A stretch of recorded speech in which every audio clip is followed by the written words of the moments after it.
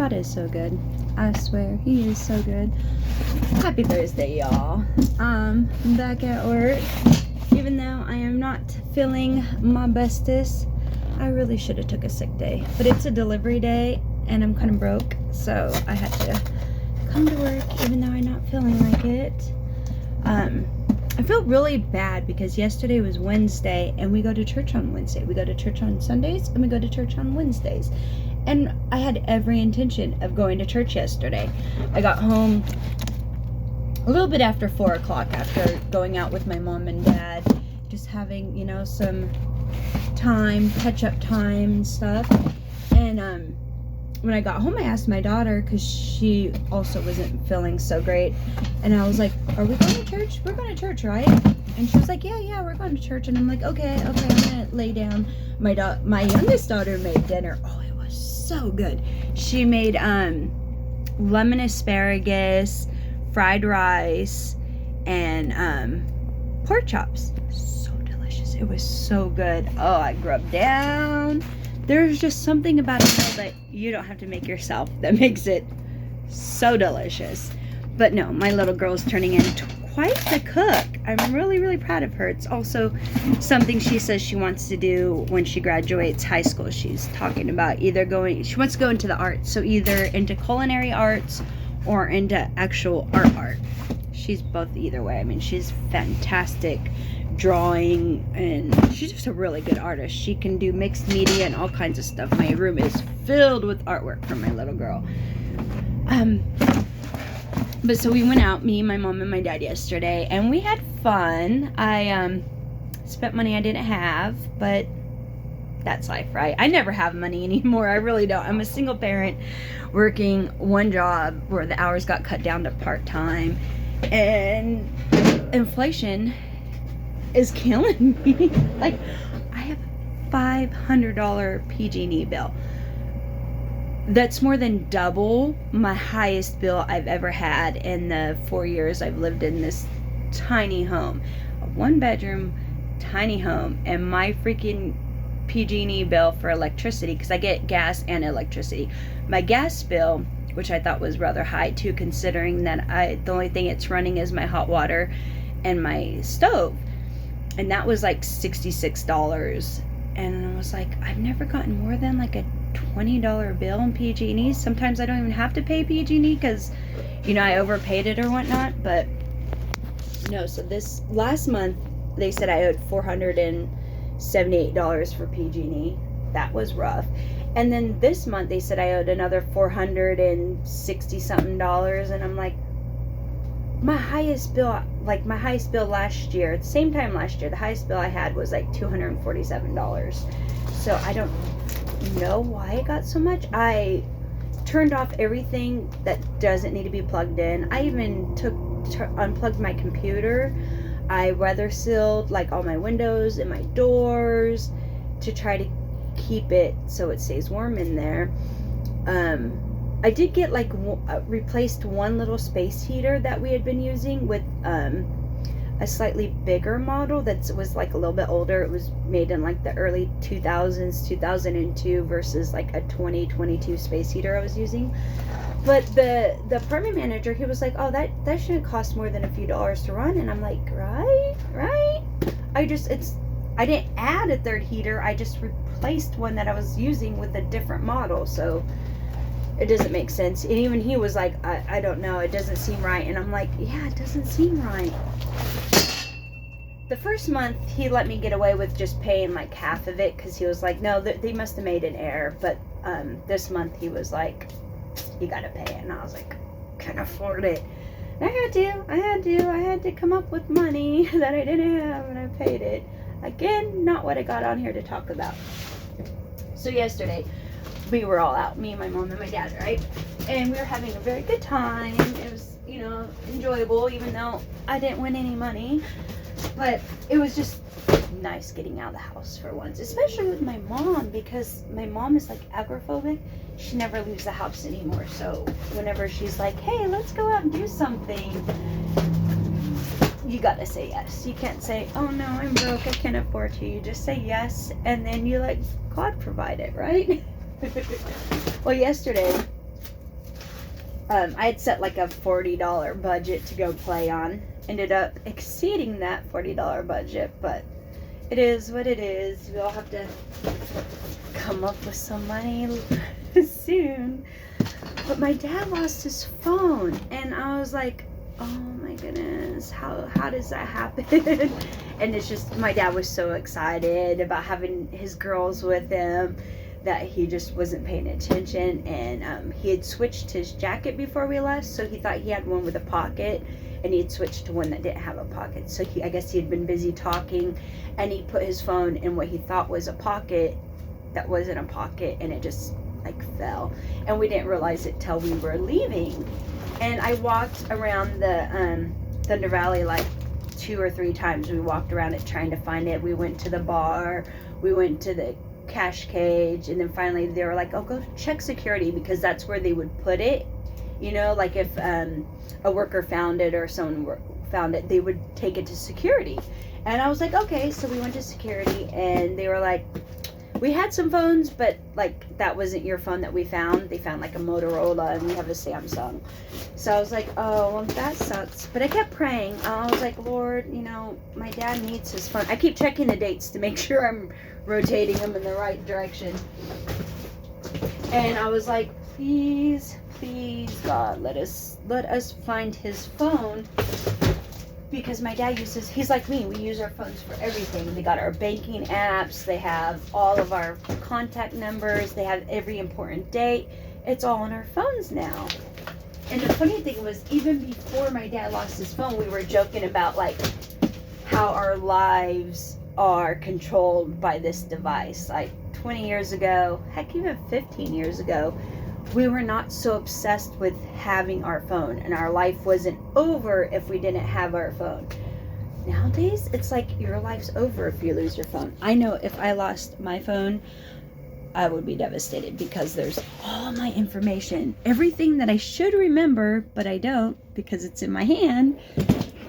I would lose all that, and I'm like, I have no idea what I'd even do. I'd have to cancel all my cards. I'd have to reset every single password that I ever had, because it's all in my memory. So it was stressful, and I prayed all day yesterday, and my dad was getting really stressed out, and I was like, it's okay, Dad, just we'll pray, you know, someone will turn it in. It's not an iPhone. That's why I kept telling him, I was like, it's not an iPhone, someone will turn it in, you know. Because I was like, you know, I would, if I found someone's phone and it wasn't an iPhone. But if I found someone's phone, I would 100%, I wouldn't even think about it, I would turn it in. Now, if it was like an unlocked iPhone, I probably still would turn it in, but I would hesitate. There would be that little bit of hesitation of, oh, I could get like $500 if I just sold this, you know, that kind of a thing. But see, then you have to worry about your karma. So I was just like praying, and I kept praying this morning too, and I kept reassuring my dad. I was like, they'll find it. Because after we left, I was like, my mom's in a wheelchair, right? So my dad was always moving the chairs around, so we could make a spot for my mom's wheelchair so she could sit at a table or whatnot. And I kept thinking, I was like, you know what, Dad? I was like, I wonder if you dropped your phone like on the floor and then moved the chair on top of it, and that's why we couldn't find it. I was like, maybe it's underneath, because their chairs have like, they're like raised on the bottom, so there's like a little gap that would fit something underneath it that wouldn't make the chair wobbly, if that makes sense. So I was like, you know, maybe that's what happened. And I was like, someone's gonna find it. And sure enough, someone did. I kept sending text messages and calling it all day yesterday. I was like, this phone belongs to an elderly man, please return. And I was like, you know, if you find my elderly disabled dad's phone, can you please call me to return it? And then I send texts with just my number, because I know my dad couldn't remember if he had like a password or a fingerprint lock on his phone, but even on mine that has like a biometric lock, it will still flash up the message, like where you could read it.